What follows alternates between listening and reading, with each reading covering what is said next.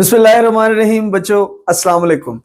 आज हम आपके पास दोबारा आए हैं। हमारा चैनल फिजिक्स टाइम्स आपने बहुत पसंद किया और बहुत अच्छा आप लोगों ने रिस्पांस दिया।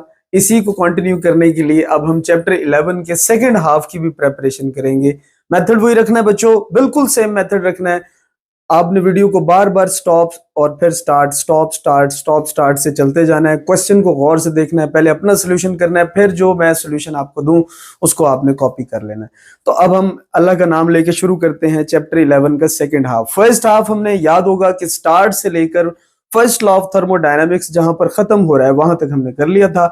अब बच्चों हम शुरू करेंगे मोलर स्पेसिफिक हीट से टिल एंट्रोपी तक। तो हमारा पहला क्वेश्चन यहां पर आएगा, क्वेश्चन नंबर 1। क्वेश्चन 1 ये बच्चों कि अगर गैमा की वैल्यू 7/5 हो तो आप सीपी बताएं क्या होगी। ये एक सीरीज ऑफ क्वेश्चन बनेगा जिसको अभी हम लेकर चलते हैं। क्वेश्चन 2 है, गैमा इज 7/5, फाइंड सीवी। बहुत गौर से आपने इनके ऊपर देखते जाना है। क्वेश्चन 3 है कि CP is equal to 7/2r, find gamma. And question 4, if CV is equal to 5/2r, then find gamma.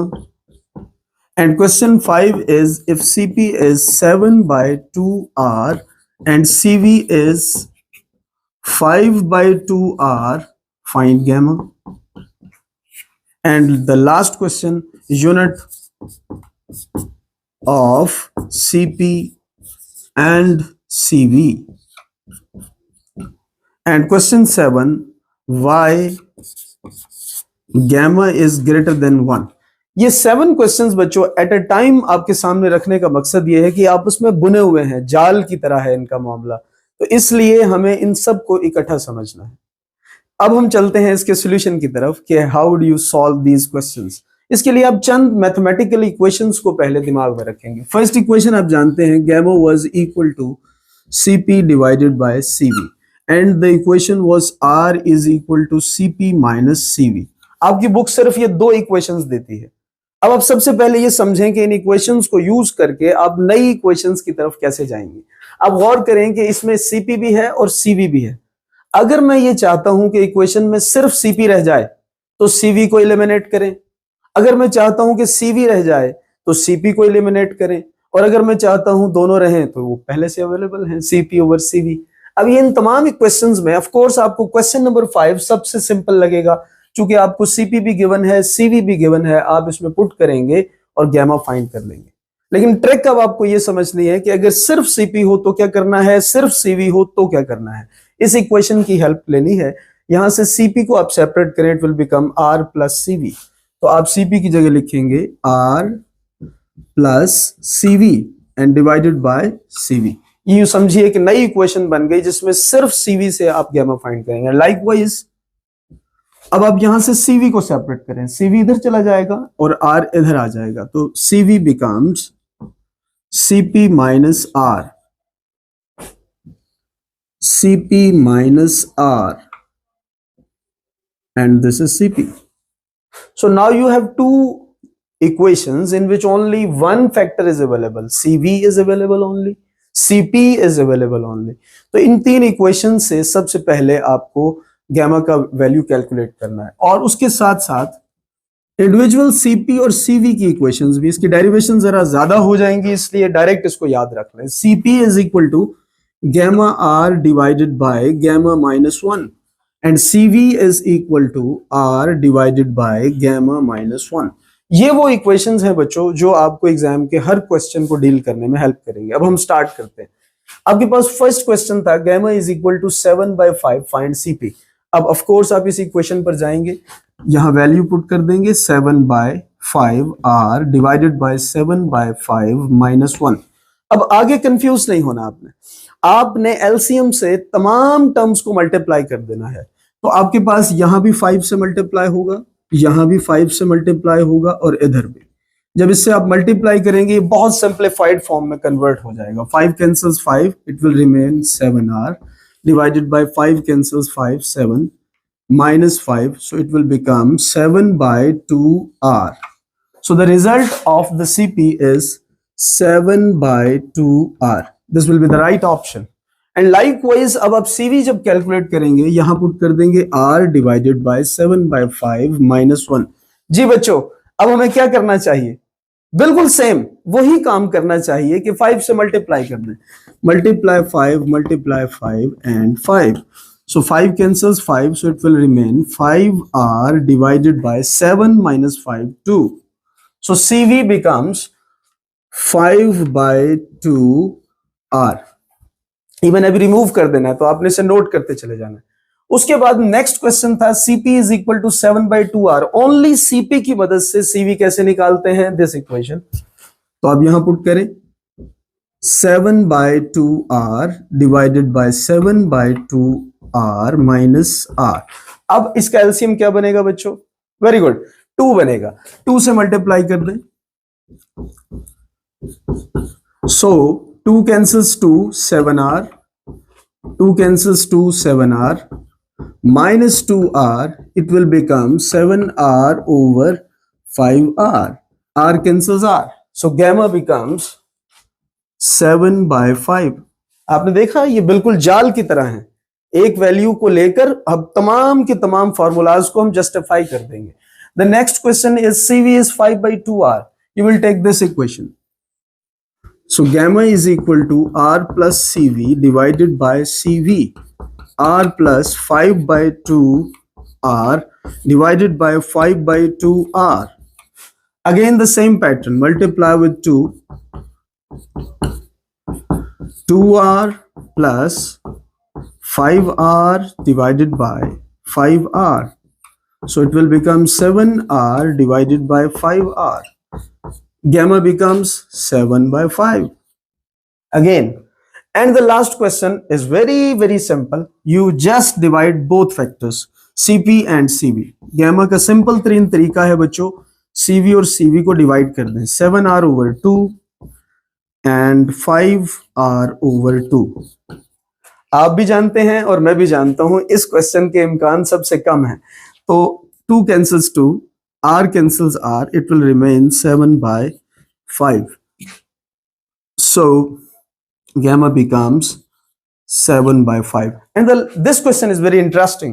How would you calculate the units of the CP and CV? Physics का एक उसूल आप जानते हैं कि equations जितनी भी physics की हैं सारी की सारी, उन सब में तमाम टर्म्स का यूनिट सेम होना जरूरी है.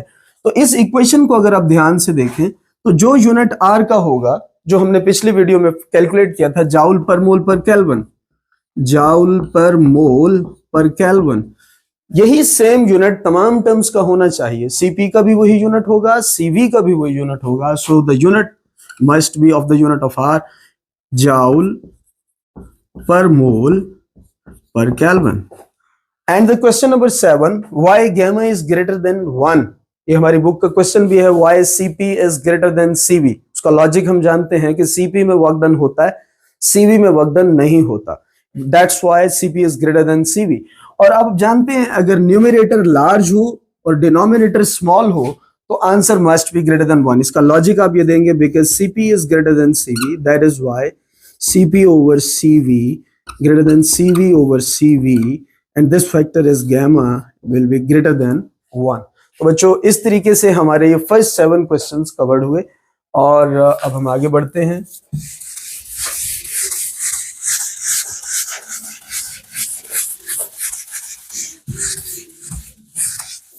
बड़े इंटरेस्टिंग क्वेश्चंस थे. फॉर्मूलाज जिनको पता होंगे वो इनको सॉल्व कर लेंगे. क्वेश्चन नंबर 8 पर बढ़ते हैं. क्वेश्चन नंबर 8 ये है, स्टेटमेंट ध्यान से सुनना. हमने ये पूछना है कि आप बताइए कि specific heat for isothermal process क्या होगी. Okay, very good. तो ये बहुत मुश्किल क्वेश्चन था. मैं बड़ा हैरान हूं कि आपने कैसे बताया. इसका एक्सप्रेशन है Q over N delta T. अब आइसोथर्मल प्रोसेस के लिए चेंज इन टेम्परेचर 0 होगा. Something divided by 0 becomes infinity. So the molar specific heat for isothermal process is infinity. इसका मतलब ये होता है कि आइसोथर्मल प्रोसेस में आप कब टेम्परेचर बढ़ा पाएंगे, आप कितना हीट दें कि टेम्परेचर इंक्रीज हो जाए, इंफिनिटी. क्योंकि आइसोथर्मल प्रोसेस में कोई टेम्परेचर में इजाफा नहीं होता. उसके बाद हम चलते हैं क्वेश्चन नंबर 9 पर. पहले काउंटिंग लिख लेते हैं।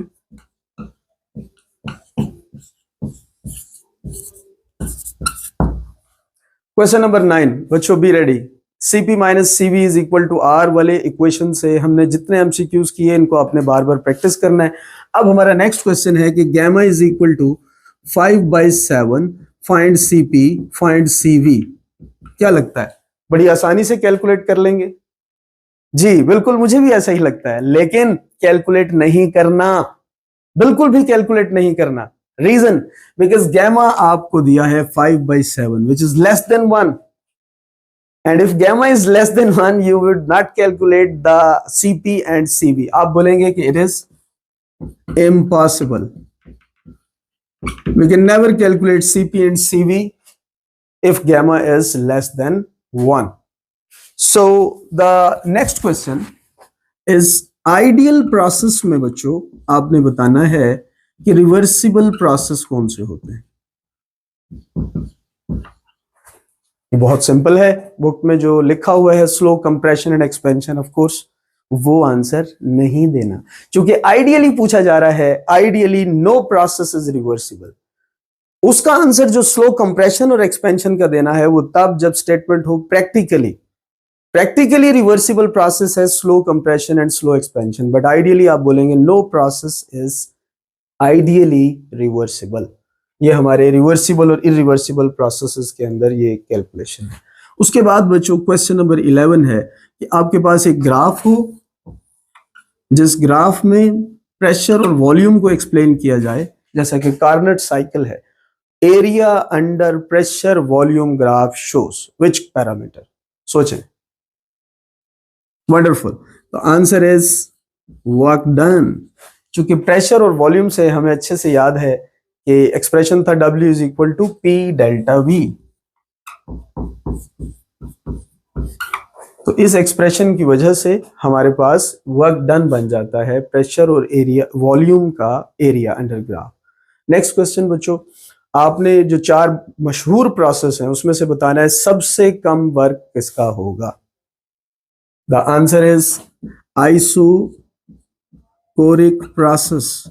क्योंकि आइसोकोरिक प्रोसेस वो वाहिद प्रोसेस है जिसमें वॉल्यूम चेंज 0 होता है and pressure into 0 becomes 0, so work 0 होगा आइसोकोरिक प्रोसेस का। सबसे lowest work is for isochoric process.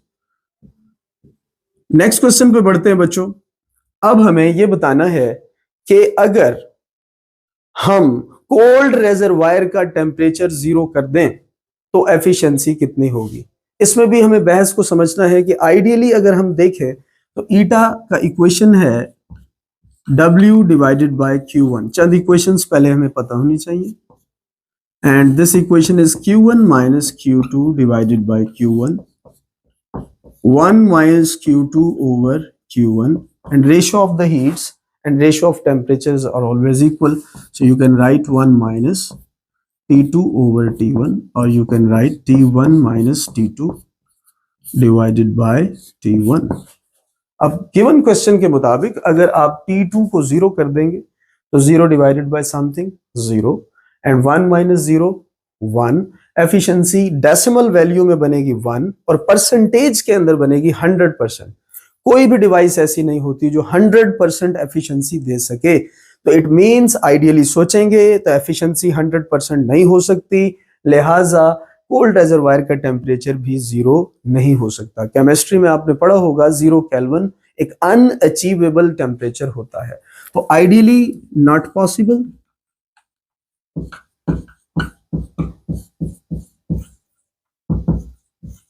चलें बच्चों, एक शॉर्ट क्वेश्चन पूछते हैं आपसे। आपने सीक्वेंस के साथ बताना है कि वो 4 स्टेप्स कौन से हैं जो कार्नेट साइकिल में परफॉर्म किए जाते हैं। तो उसका कोड है EECC। इस कोड से आपको याद रखना है expansion expansion, compression compression. First वाली आइसोथर्मल, सेकंड वाली एडियाबैटिक। तो इस तरीके से आपको इसको सॉल्व करना है। मैं आपके सामने एक ग्राफ रखता हूं।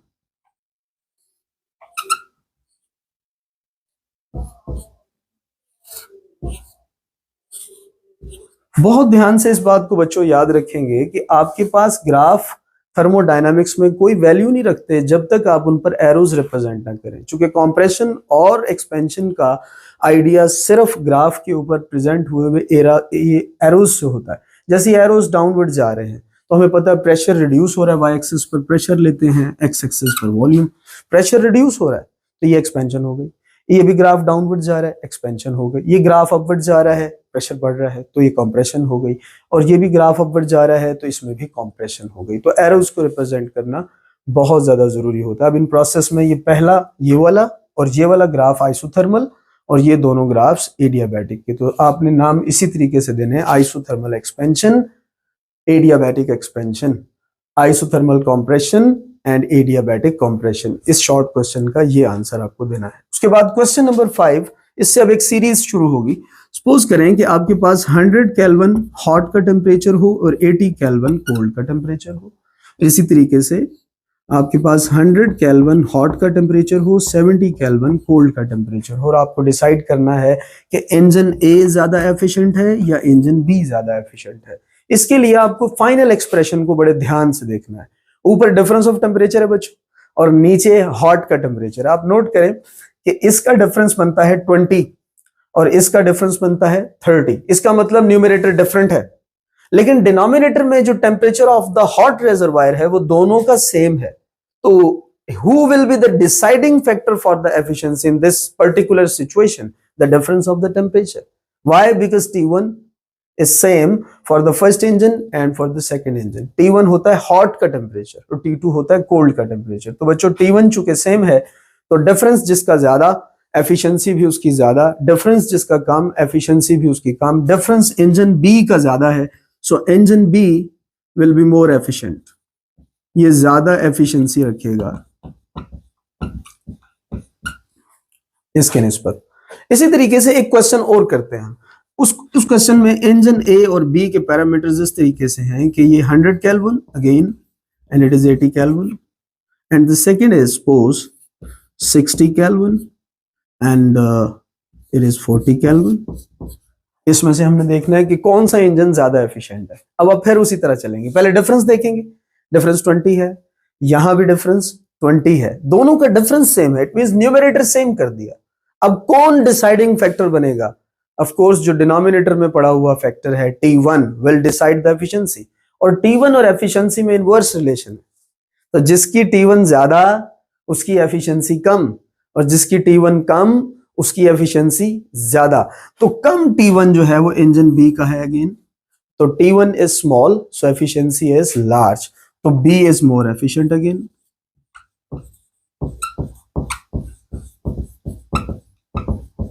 उसके बाद बच्चों नेक्स्ट क्वेश्चन ये है कि आपके पास इन दोनों सिचुएशन से हटकर भी क्वेश्चन आ सकता है। यानी पहले में आप देखें डिफरेंस डिफरेंट रखा और T1 सेम रखा, इसके अंदर आप देखें डिफरेंस सेम रखा, T1 डिफरेंट रखा। थर्ड केस ऐसा हो सकता है इंजन्स के अंदर कि सपोज ये 100 केल्विन, ये 50 केल्विन, ये आपके पास सपोज 80 केल्विन, और इसे फर्ज कर लेते हैं कि ये 20 केल्विन। अब आप देखिए पहले का डिफरेंस है 50, दूसरे का डिफरेंस है 60, डिफरेंस सेम नहीं है। फिर आप T1 देखा 100, इसका T1 देखा 80, ये भी सेम नहीं है। अब आपको मैनुअल मेथड पे जाना पड़ेगा, प्रॉपरली एफिशिएंसी कैलकुलेट करेंगे। पहले की एफिशिएंसी अगर आप कैलकुलेट करें, difference is 50 means T1 minus T2 50 and divided by T1 is 100, so its efficiency becomes 0.5, और परसेंटेज में अगर आप देखेंगे तो वो 50% बन जाएगी। और इसकी एफिशिएंसी आप कैलकुलेट करेंगे, अगेन डिफरेंस लेंगे 60 and divided by the T1 80, 2 3s are 6, 2 4s are 8, 0.75 means 75% efficiency होगी। तो इस तरह की केस में बच्चों आपको प्रॉपरली सॉल्व करना पड़ेगा। तो इसके बाद अगेन ये ऐसा हो गया है कि बी इंजन ही हर दफा एफिशिएंट होता है, सो बी इज मोर एफिशिएंट। आपने ऐसा नहीं करना है कि इसको याद ही कर लें कि जो दूसरे नंबर पर होगा वो ज्यादा एफिशिएंट होगा, ऐसा कोई प्रिंसिपल नहीं है, हर दफा देखना है। तो मैं इसको रिपीट करना चाहता हूँ, आपने इंजन की सबसे पहले देखना है डिफरेंस और फिर हॉट का टेम्परेचर T1, इन दो चीजों ने डिसाइड कर देना है। डिफरेंस सेम तो T1 डिसाइड करेगा, और अगर T1 सेम तो डिफरेंस डिसाइड करेगा, और अगर दोनों डिफरेंट तो फिर आपको मैन्युअली कैलकुलेट करना पड़ेगा। उसके बाद बच्चों क्वेश्चन नंबर 18, सॉरी वो 8 लिखा हुआ है, क्वेश्चन नंबर 18 पर चलते हैं। कार्नेट इंजन से ही क्वेश्चन है, बहुत इंपॉर्टेंट क्वेश्चन है। आपके पास एक हॉट रेजरवायर है, एक आपके पास कोल्ड रेजरवायर है। मैं यहां 2 गैसेस देता हूं, एक हाइड्रोजन गैस और एक नाइट्रोजन गैस। सपोज, बहुत इंपॉर्टेंट क्वेश्चन, हाइड्रोजन गैस भी हीट हॉट रेजरवायर से कोल्ड में लाएगी और वर्क जनरेट करेगी, इंजन बन रहा है। जब तक वर्क ना जनरेट हो इंजन नहीं बनता। और नाइट्रोजन गैस भी हीट एब्जॉर्ब करके ला रही है और वर्क जनरेट कर रही है। तो आपने बताना है कि कौन सा इंजन ज्यादा एफिशिएंट होगा, हाइड्रोजन वाला या नाइट्रोजन वाला। जी आप बताइए। वंडरफुल, दोनों सेम एफिशिएंसी रखेंगे बच्चों, both will have same efficiency. Reason आपके फार्मूले में लिखी हुई है। क्या इन तमाम फार्मूलाज में कहीं मैथ्स का फैक्टर है? नहीं है। It means that efficiency of the Carnot engine just dependent on the difference of the temperature और temperatures of the hot and temperature of the cold reservoir। इस चीज पर ये डिपेंड नहीं करता कि कौन सी गैस हीट एनर्जी को एब्जॉर्ब करके यहां तक ला रही है। तो दोनों की एफिशिएंसी सेम होगी। Efficiency of the Carnot engine, line हमने पढ़ी थी, लास्ट में लिखी हुई थी, efficiency of the Carnot engine is independent on the masses of the gases जो यहां से हीट को एब्जॉर्ब करके ला रहे हैं। अब जरा थोड़ा सिंपल क्वेश्चन पूछते हैं। ये बताइए कि आपकी कार में कितने सिलेंडर्स यूज होते हैं? गुड, 4 सिलेंडर्स हैं जो हम कार के अंदर यूज करते हैं और उससे हम फिर एफिशिएंसी जनरेट करते हैं। एंट्रोपी का एक क्वेश्चन हमने आपसे पूछना है कि ये बताएं कि एंट्रोपी का यूनिट किससे मैच करता है। अब ये फर्स्ट वीडियो और सेकंड वीडियो दोनों में कंबाइन हो जाएगा मामला। तो एंट्रोपी का यूनिट है बच्चों जाउल पर केल्विन, और इसी चैप्टर में बोल्ट्जमैन कांस्टेंट का यूनिट था R/NA, again joule per kelvin. So entropy का सेम यूनिट होता है बोल्ट्जमैन कांस्टेंट।